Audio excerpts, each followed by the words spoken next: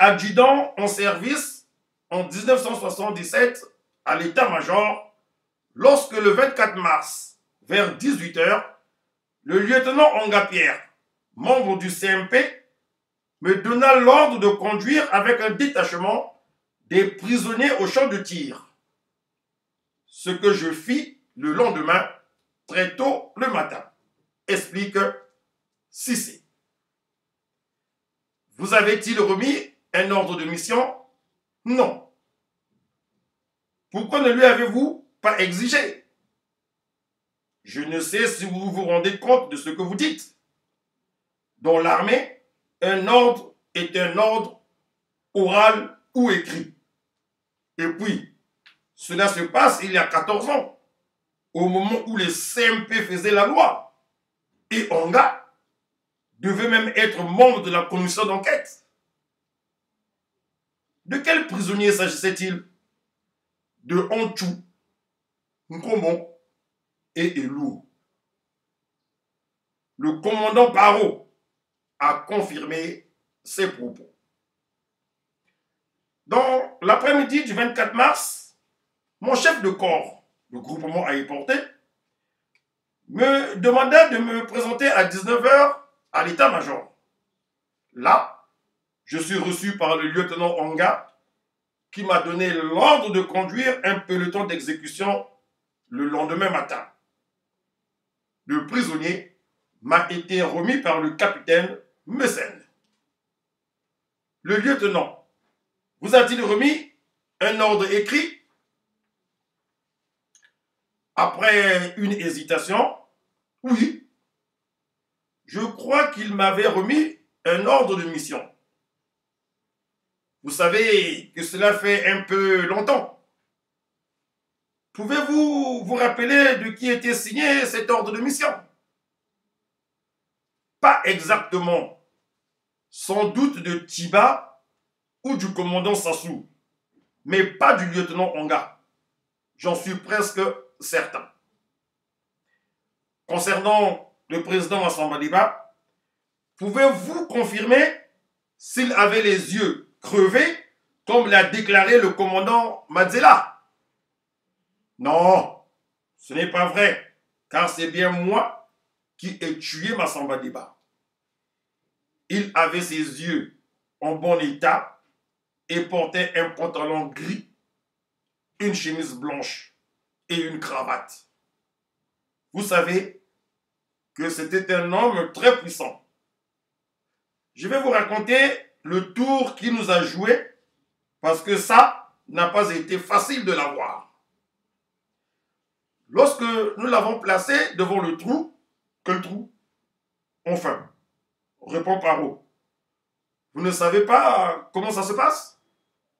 Eh bien, je vais vous le dire. Les condamnés sont placés devant un trou, enfin, une fosse. Pour vous qui aimez le gros français, ça se passe au cimetière vers 5h30, très tôt le matin. Et lorsque nous avons placé ce vieux-là, il a levé verticalement ses deux bras, les mains tournées vers le ciel. Et puis, j'ai crié « Feu » à mes gardes. 2 fois successivement, il ne tombait pas. Les balles ne rentraient pas. Je vous dis qu'il était très fort mystiquement. J'ai donc compris qu'il était composé. Et comme je suis fils d'un chasseur et que j'ai grandi dans la forêt du Niari, je connais les secrets de la forêt.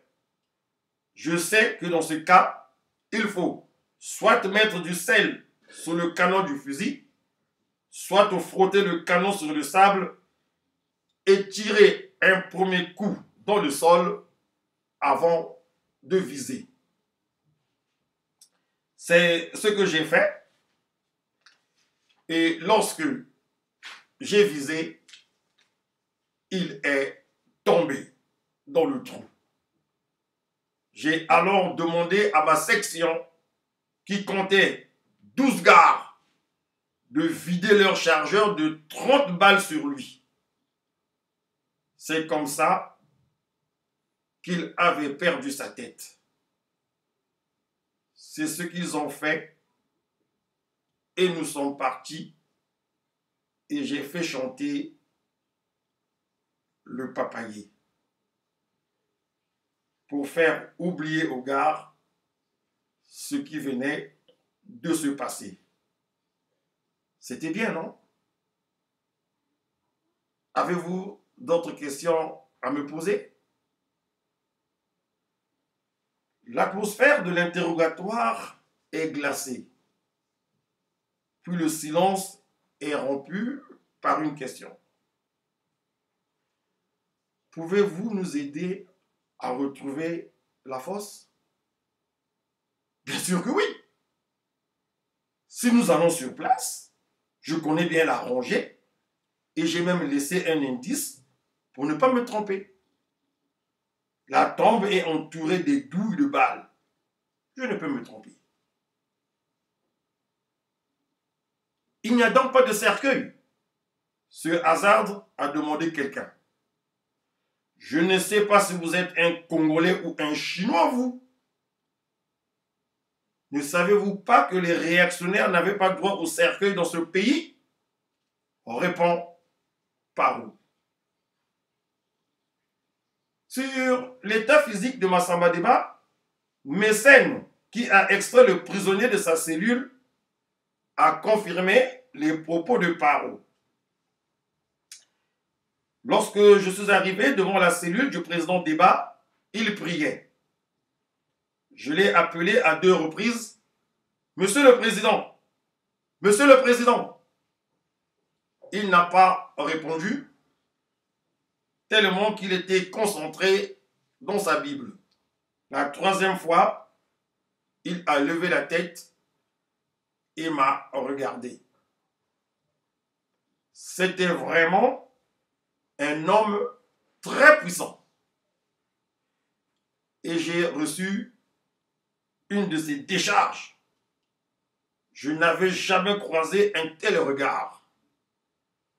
Tout mon corps en a vibré.